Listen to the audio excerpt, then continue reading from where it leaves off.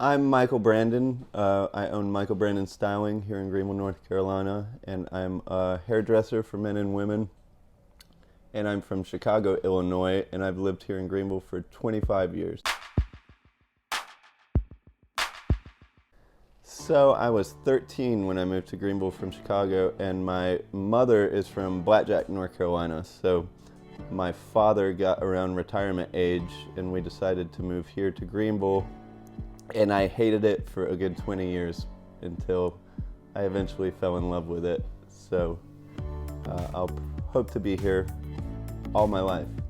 We have an incredible community here. There's not a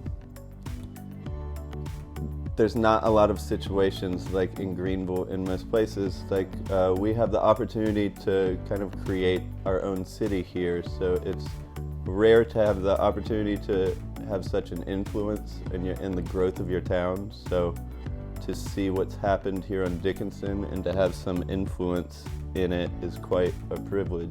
I fell in love with this location before I ever saw it. So I called up my realtor one day when the Dickinson Avenue Public House had first opened, and they're friends of mine, and when I saw what was happening here on Dickinson, I wanted to be a part of it. So I called my realtor that day and said, find me something on Dickinson, and he said, that's crazy. I just hung out the phone with the landlord, and he said, find me a barber for Dickinson. So I came here on my lunch break that day, and I was standing out front reading. That sign was on the front door, and I snapped that picture that day when I came here on my lunch break, and it's James Page, the last owner's farewell letter to his clients, and it just says how much he loved and appreciated his clients and how they were friends to him and how he loved so much taking care of them. And the last line says, I hope one day you find a barber that's as good to you as you were to me. And before I even walked in here, my realtor walked up and I said, I want it, it's mine, make it happen. And after a year of negotiation, we made it happen. Yeah, this barbershop was built in 1921 by the Page family and was run independently by their family all through the Great Depression, through the 20s and 30s. And this was when this was mainly the tobacco warehouse district. And there was a huge tobacco warehouse right across the street. And there was a shower in the shop when I first got it in the back. So I was wondering if he lived here, and his granddaughter had told me that they would come in out of the tobacco fields just covered in mud, and he would ask them to take a shower.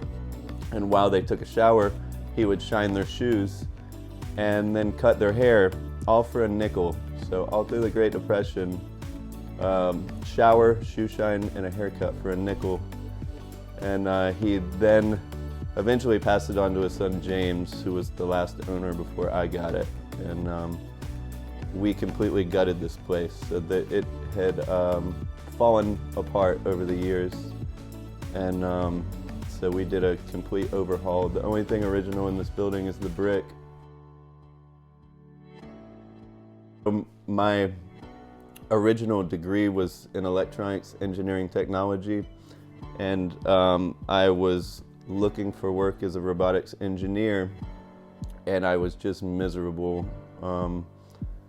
I guess I was chasing money, and I come from a family of barbers, so I looked at their life and it seemed appealing. I was looking for a way to own my own business, and I thought hairdressing would be the lowest risk to own my own business. So I had been offered a position here in Greenville as a robotics engineer, and I turned it down to go to hair school. And I was actually at Chico's downtown one night with my friend, and I had passed up this position and thought I made a horrible mistake, and was trying to figure out what to do with my life. And she said, well, why don't you do hair? Your whole family is from that industry. And the more we talked about it, the more it seemed like a good move.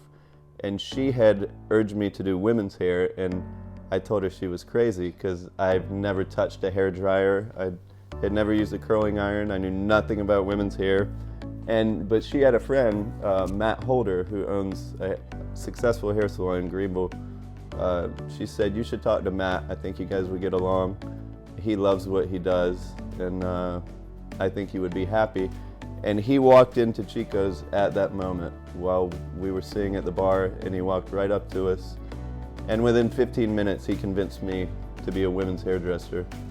And so it felt like fate. So that taught me a lot about trusting your intuition, and it worked out gratefully. So this is a full-service hair salon for men and women. So I offer color services, chemical services, hair cutting for men and women, hot shaves for men, everything that a typical hair salon would offer other than waxing. It's incredible to live in a community that supports you so much. So I took a big risk at 30 years old to become a hairdresser, and wasn't sure if I would like it or if I would be successful. But within the first month of doing hair, I was so inspired by this community that supported me and encouraged me, and saw something in me that they thought would make me successful. So it was really Greenville that created this opportunity for me. I think COVID is possibly the best thing that has ever happened to us. I think we would never hit the pause button on our own.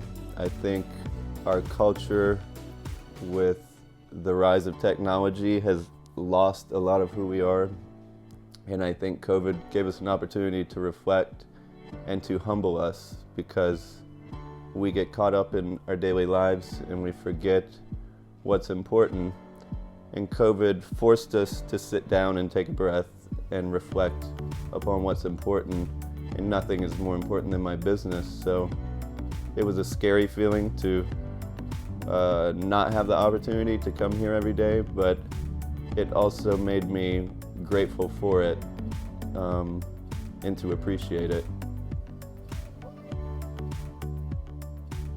I don't know that I've ever thought about that. I think I have a gift for empathy for people. I think I'm able to see people where they are and respect everyone for where they are. I've certainly been through a lot in my life, and I would never judge someone for where they are in life. I think everything we experience gets us to who we eventually become. So I think those of us who see that as an opportunity are those of us who find success through trials. To be happy, I suppose. It seems more difficult than it used to be. We live in uncertain times, to say the least. So